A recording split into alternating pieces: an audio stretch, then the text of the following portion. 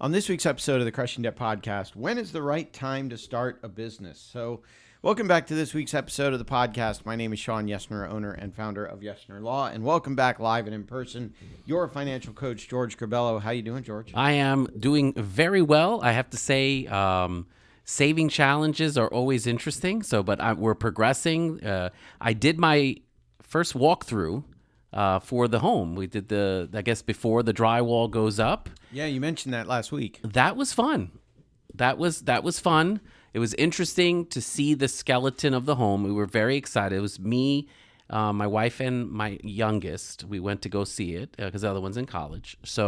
But that was so much fun to kind of look at the bare bone of what the house is going to look like. Is it one story or two stories? It's 2 story. So they let you go upstairs? There's stairs, and they were like, just be careful, don't fall through the imaginary wall because there was no wall there to catch you, which was fun. They were working on the outside siding, so that was a lot of nail gun, ta ta ta ta. So that was kind of cool. So, but they were like, yeah, you're good. It was cool, man. It was a nice experience. I gotta say though, I was eaten alive by the amount of mosquitoes and bugs that were in the structure of the home, which Really? was I was like, ouchie, and can we get this done? So yeah, that was my experience, but it was cool, man. I gotta say, you are in Florida where we have mosquitoes. Right? yeah, but I don't like them, so I do wish them to go away. I don't know a Floridian who does like them. Well, it's all good. But yeah, dude, exciting stuff. We're definitely, it looks like maybe by the end of the year, early 2024. But we're working hard, saving. That's the goal right now, is just put all the money away. Very nice. Well, we are full swing for soccer season. We won our first game. Yahoo! Which I think ties last year's win total. Oh, well, that's a big improvement. That early in the season we got the win. In week 1, we tied all of last year's win total. And yeah, no, I had a kind of a relaxing, not much happening this weekend. My mom was in town, so got to hang out, which really means she paid for everything. Nice. Well, there I you didn't go. have to pay for dinner or lunch or Hey, that kind we of stuff. we need help in our budget anyway. We'll take it. Not that I needed help, but it was nice to not have to pay for everybody. There you go. It's all good. Thanks, Mom. Yeah. So, real quick, wanted to bring up something that we mentioned last week, and I said I would do this. So we actually got a comment about our show last week about money lessons from TikTok. So to be clear, to the extent you think we were supporting the name of what that TikTok movement is called, we were not. No. That's just what it is called on the internet. So we are not endorsing it. We're not subscribed to it, obviously.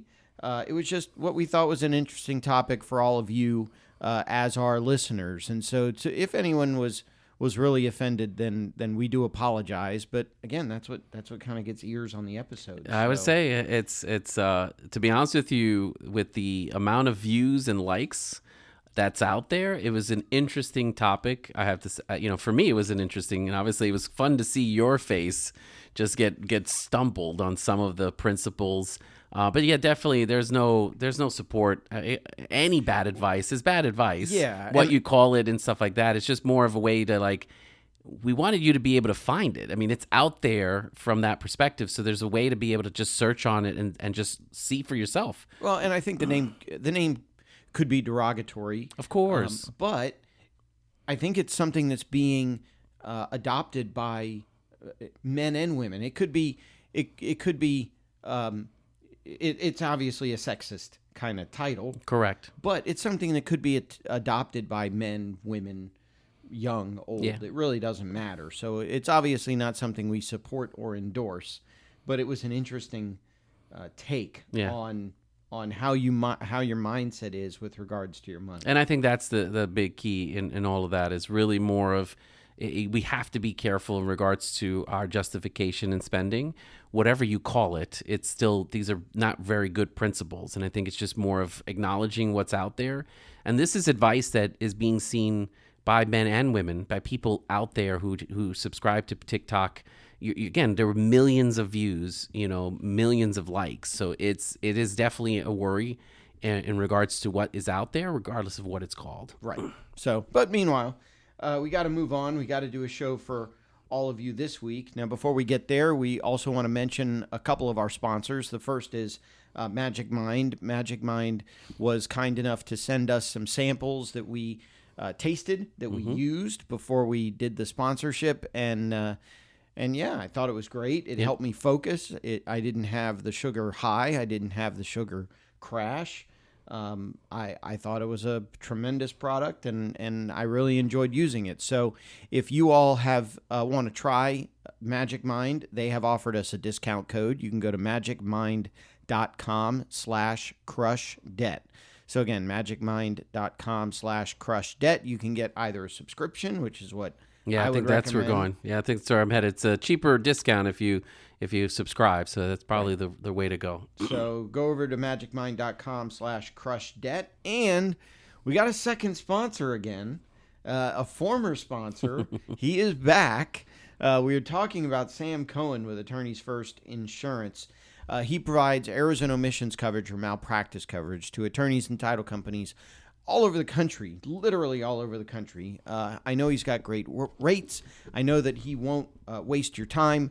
And I know if you are an attorney or title company and he cannot help you, the conversation will pretty much end there. He's not going to push and sell you for something that wouldn't be very beneficial to you. So welcome back, Sam Cohen. You can find him at attorneysfirst.com.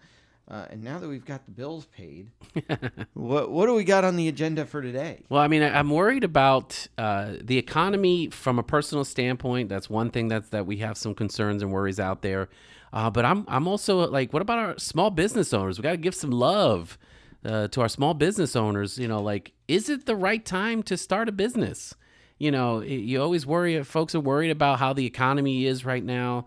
You know, they're saying that small businesses are struggling out there right now itself. So it's really just understanding, like, you know, what's the news, what's the doom and gloom, right? And what are we looking at as small business owners? What are we seeing out there that could be some of the signs, the warning signs of the time, or what are we doing to kind of ride the wave? Yeah, and I don't know the statistics by heart, but from what I understand, a large percentage of businesses, small businesses, fail within the first, 2 years, 3 years?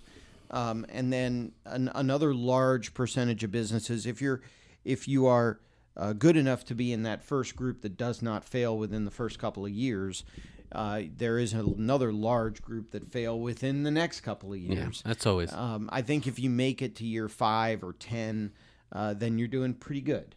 But some of the things that I see, really, I mean, it's just not understanding your numbers. I mean, I graduated with a degree in accounting. I decided not to become a CPA. I always knew I wanted to go to law school, but the accounting background gave me a really good insight into my numbers. Right. So when people say, what's your gross profit? What's your gross revenue? What's your profit margin? What to understand how to read a cash flow statement? Yeah, P&L. You have to understand those kind of. Yeah, gotcha. Mm-hmm. Even to understand what P&L means. What is it? If you don't know what the letters mean, then we're probably as a small business owner, we've got some learning to do. I totally agree with you there. Or balance sheet, to understand what your balance sheet is. You know, I think the biggest misconception that a lot of business owners get into in terms of the financial statements is they'll look at it and they'll go, wait a minute, this shows that I've got gross profit of whatever, $20,000. Yep. Net revenue, $20,000. How come I don't have $20,000 in the bank? Exactly. And what you've got to realize is sometimes you don't realize it right away. Sometimes things that count as revenue may not mean cash in your pocket. So that's why you've also got to focus on your statement of cash flows and what kind of cash flow am I getting? How much cash is coming into the business? How much cash is going out from the business? You got to look at some of those things too. Some of the numbers, that makes total sense. So let me tell you some of the what I'm seeing, at least from out, you know, the reasoning for the failures itself. So they say it's about 90%, right? Which I feel like that's a high number, but I think it's definitely above 70. Like I've heard in different forums that it's a high number where if you start a business today, you know, there's a 70% chance or plus chance that the business is going to fail. Most reasons for the failure, and again, you could tell me if you agree or not, but obviously the running out of money, it seems to be the easiest. It's kind of like a duh. Yeah, that one I kind of agree with you there itself. But being in the wrong market, like, hey, you have products things, the services that you're selling, are you in the right market for the product and services that you're selling? That could be another reason there. They say lack of research, in your product, in your numbers, in the people you're trying to sell to, who your customers are. So I'd imagine that could be another area itself. Bad partnerships. If you don't have the right partnerships, as you laugh, like I got there. I've been there. Been there, done that. So bad partnerships itself. Ineffective marketing. So obviously that, if you're not in the right market, if you're not marketing effectively, you're not going to get the right audience eyeballs onto it. And not being an expert in your industry. That one is interesting. Not being an expert in your industry. I think you could fake it till you make it. But there's got to be limits to that. You're right on, like, hey, I could be a really good manager. But I think people will read beyond. People from a business model and business plan, I think they're going to read beyond the how much faking can you make before people start to realize maybe there's, you're not here for the right reasons. You're not selling the products or services for the right reasons. They may see through that in time. Talking 1 or 2 years, you're talking that failure rate within that first 3 years. Well, and I would think doing it for the money. Well, yeah, would kind of be the wrong thing. I mean, you go into business because you want to help people, and if you help people, the money comes. True. So I think maybe some of that lack of expertise is, I got into this business because I thought it'd make me $1 bajillion. Yeah. If you're not getting into it for the right reasons. That's fair, and I think well, I think all of us want to make money, even starting a business. So I don't think that's the wrong, but I think that particular mindset's not going to take you that far. I think you're right. You're going to need to figure out, like, what does your customers want? What type of services is that people really wanting from it? And you know how it is. Good customer service, good service, good products itself are really going to bring people back. Yeah. Might be able to get them the first time, but if those things are not there, quality's not there. They're not going to come back for that. And I know, I'm a small business owner myself. Exactly. So I know I've spent a lot of time here with the law firm putting systems in place, knowing who my target market is, understanding how to find clients, how to network, where to network, understanding what my message is. The creation of the podcast largely was to generate clients for the law firm. And so far it's doing that. Mm-hmm. Now it's not generating a ton of clients for the law firm, but it's generating brand recognition, it's generating awareness, it's generating SEO, it's generating all those things that will lead to additional clients. Yep. Is there like from a business, I know you have Action Coach, we'll give them a plug, right? Business coaching itself. Right. Are there any, are they emphasizing certain things that you should be, as a small business owner, really working towards or working on to avoid these types of pitfalls and you're not a startup anymore, but what's advice that you're hearing? So I'm not necessarily going to do it justice. But of course not. But yes, you're not an expert in that field. No, but those of you that are listening, if there is an Action Coach franchise in your area, and certainly if you're in the Tampa Bay area, let me know. I can make the introduction. But I would definitely hook up with with the Action Coach franchise in your area. Action Coach is based largely on what, in some of his books, Brad Sugars calls the business chassis.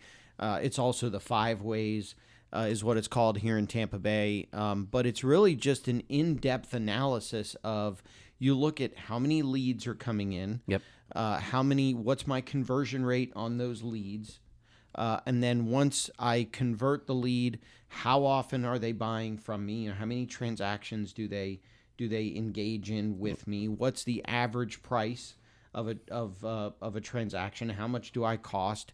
That leads to the revenue, and then the revenue times the margin equals the profit. And so, again, I'm not going into it in detail. I'm probably not going to give it justice. If you want to learn more about the 5 ways, then absolutely talk to one of the local Action Coaches in your area. Right. But I've used a lot of that 5 ways formula. So I've looked at how many leads do I have coming into the law firm on a monthly basis, on an annual basis? What is my conversion rate? I can tell you when someone calls, they've got, and I don't know exactly, I could pull it up here in 2 seconds, but it's over 80% of the people who call me will book an appointment. Nice. And then over 80% of the people that book an appointment will show up. And then I know from there how many hire me. and I know what the average ticket is from when someone hires me. What on average will they pay? And it's actually kind of a game, because if I see that average dropping, I can I'll literally start raising my prices to bring the average back up. Some of the things that I struggle with is how to get somebody to engage in more than one transaction. I mean, people are Right. I don't have repeat bankruptcy filers. You hope not, but I yes. hope not. Right, exactly. I've had a few, but my business model is not one that I get a lot of repeat business. Right. So I've got to figure out other ways to generate, the old saying, McDonald's got rich on, would you like fries with that? Right. So I've got to figure out what that question is for my business. But again, what I love this didn't really intend to be a commercial for Action Coach, but they hold me accountable to figuring out what my numbers are, figuring out how many leads do I have coming in, how do I convert those leads, what's my average dollar sale, what's my gross margin. And the beauty of the 5 ways formula, the beauty of what they teach is that if a 10% increase in one area will be more than a 10% increase In overall. another, right. A 10% increase in 2 areas will be more than a 20% increase overall. So you just keep playing with those numbers. But I think that's a lot of where, going back to the original question, when's the right time to start a business? Well, if you've got a good idea, Yep. and you can send that idea out, you can properly message that idea, you can properly monetize that idea. Go for it. Got the capital. Start a business. Start something, even if it's small, have something that Burn you'll be the able boats. to, exactly. So, but the funny, and it's funny you mentioned some of the principles there, and I thought of again another guest we had, Tiffany Kellogg, in regards to leads and referrals. Yep. And how many, again, knowing your information, how many leads do I need to have that I need to then convert to be able to have a certain amount of money or revenue itself each month.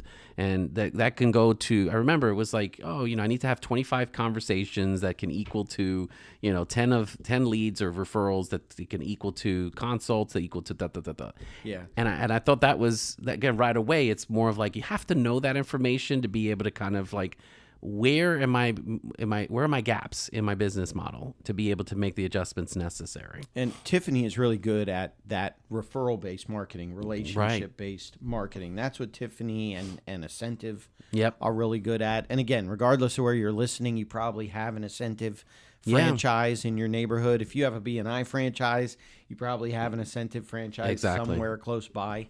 And again, Tiffany is a worldwide, nationwide speaker, so you can look up her episodes, you can look up her stuff, and that's really what Tiffany really helped me get involved in, was the concept of the behavioral profiles. Yep. And the DISC assessment and all that stuff. And actually recently I've gotten a lot into NLP, neuro-linguistic. So where DISC is your behavioral style, NLP is your learning style. Nice. So are you auditory? Are you visual? Are you kinesthetic? And so I've started to dive deep into that kind of stuff and geek out over that kind of stuff. But where Tiffany is really the master is how do I network? Where do I network? How do I engage my top referral sources? How do I generate? It's more the lead generation piece of it, is how do I get those leads coming in the door, that's a lot what Tiffany what Tiffany teaches. And as a new, I'm still fairly new. You're talking under 2 years as a coach itself.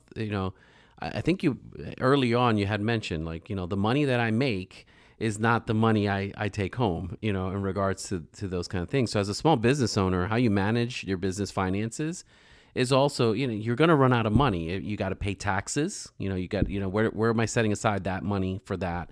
What are the expenses? What are the costs for the business itself? I'm assuming if there's travel or material or, just your time, there's a lot of things that go into the calculation for that. And again, how do you account for a lot of those as a small, starting off? It's interesting. I was talking to Ford today. I was talking to my coach today, and you mentioned taxes. And that was something that he and I were talking about. It reminded me of a story when I had first started. So you said 2 years in business. Yep.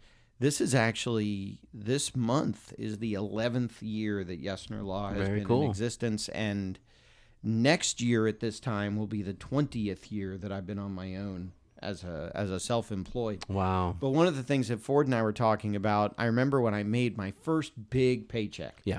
Single guy, living in a house, no expenses really, saving money every month. And I was able to bring home that first 5-figure check from the law firm, and I felt like I could buy anything. Right, exactly. I was on top of the world. And I remember saying to my dad, yeah, but I don't want to make so much that I have to pay a lot in taxes. And I could feel my dad's hand reach through the phone and grab me around the neck. He's like, come over here, son. He's like, don't. You mean the Bart Simpson? Yeah. Homer Simpson. If you're making that much money, you can afford to pay the taxes. Exactly.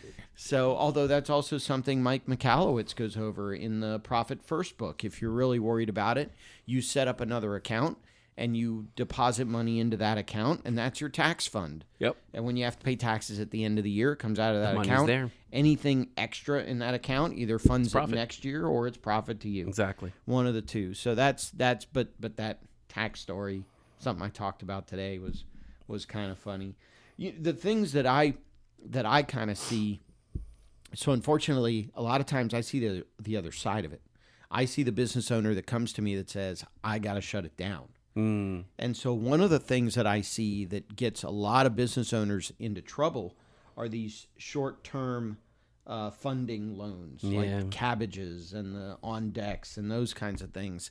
They're good if you need a short-term jolt of capital, but the problem is their payment terms are so outrageous that a lot of times when I see these loans, they're killing the business. They're not saving it. Yep. So I would be careful of these short-term receivable funding loans, those kinds of things. They're high interest, I'd imagine. There's a lot of that's and they tag you weekly. Oof. So they're like, we're going to loan you this money, but weekly you're going to send us X amount of dollars. You got to send us something. And at least by the time it gets to me, the business is just crushed. Gish. The other thing that I see that business owners should be aware of are personal guarantees.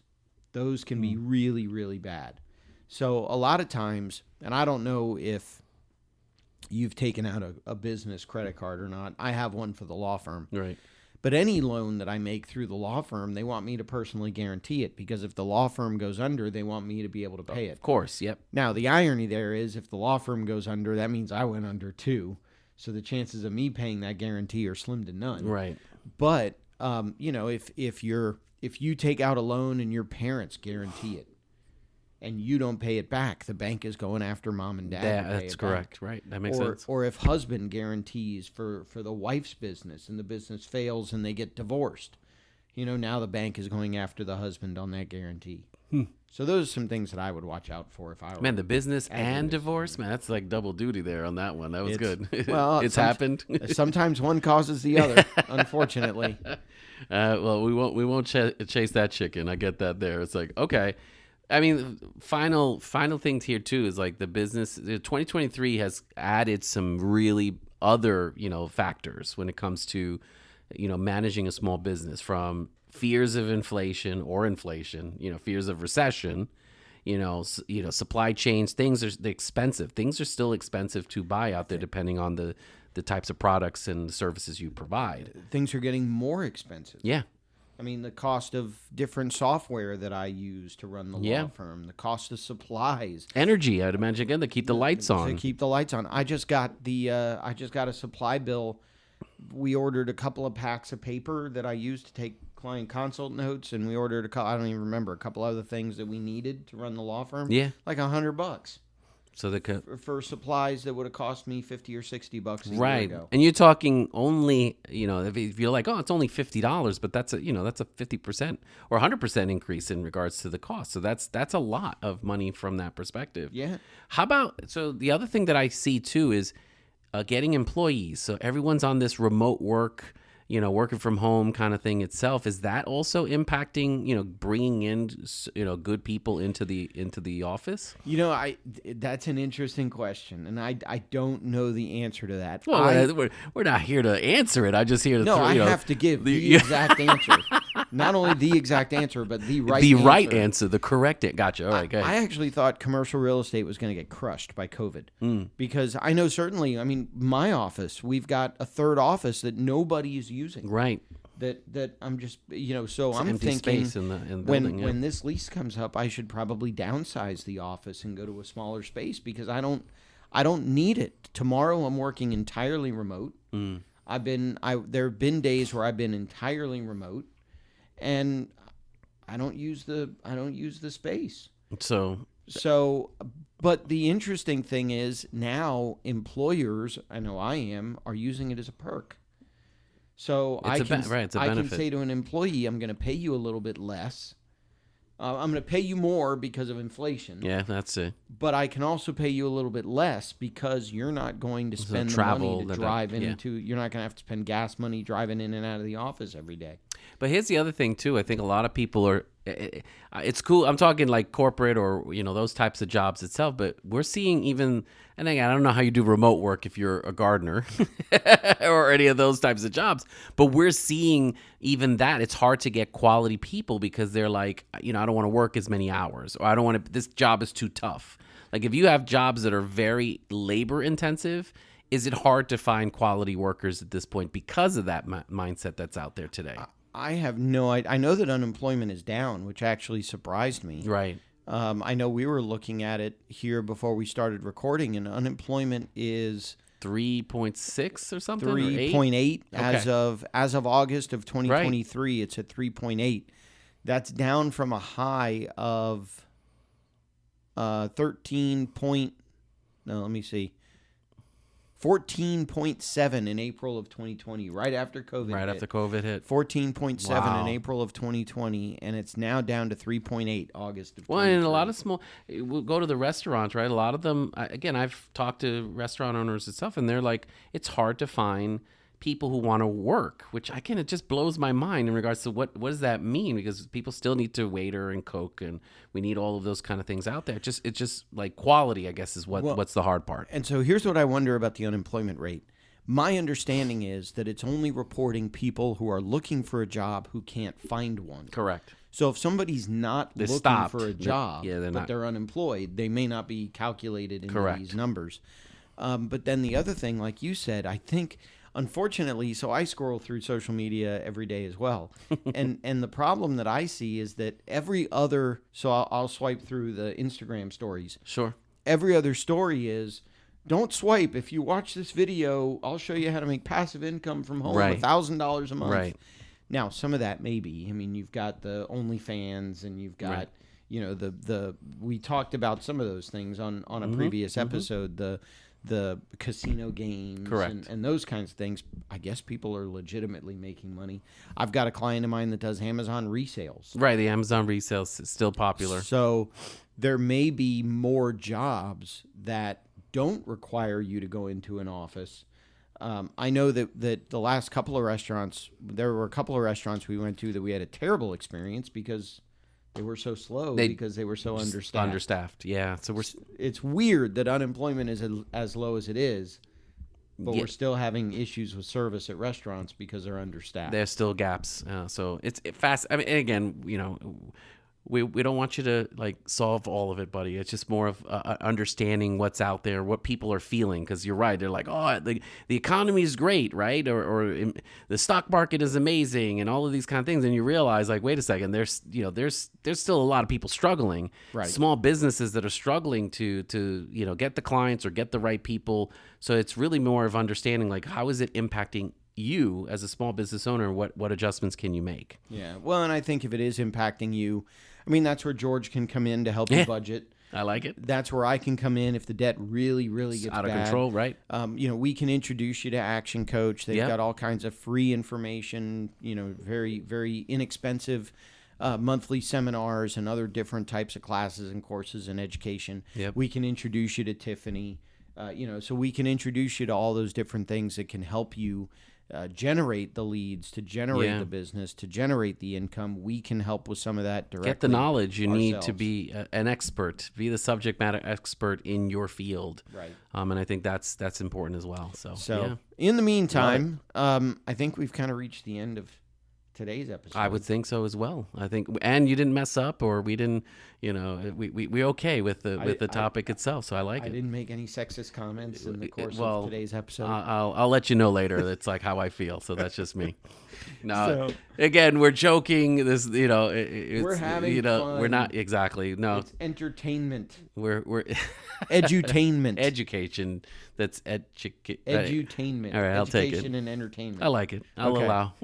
So, meanwhile, please show some love to our sponsors. Again, magicmind.com/crushdebt or attorneysfirst.com. Thank you both. Patreon. And the Patreon page. Crushing Debt. Yeah, you can also support us on a Absolutely. monthly basis or Absolutely. on a one-time basis. Other than that, I think that'll do it for today's episode. I would say you did a good job. Thank you. You too. All right. So we do hope that, good Lord, we do hope that today's episode helps you have more money at the end of the month rather than month at the end of the money. And we will talk to you in next week's episode.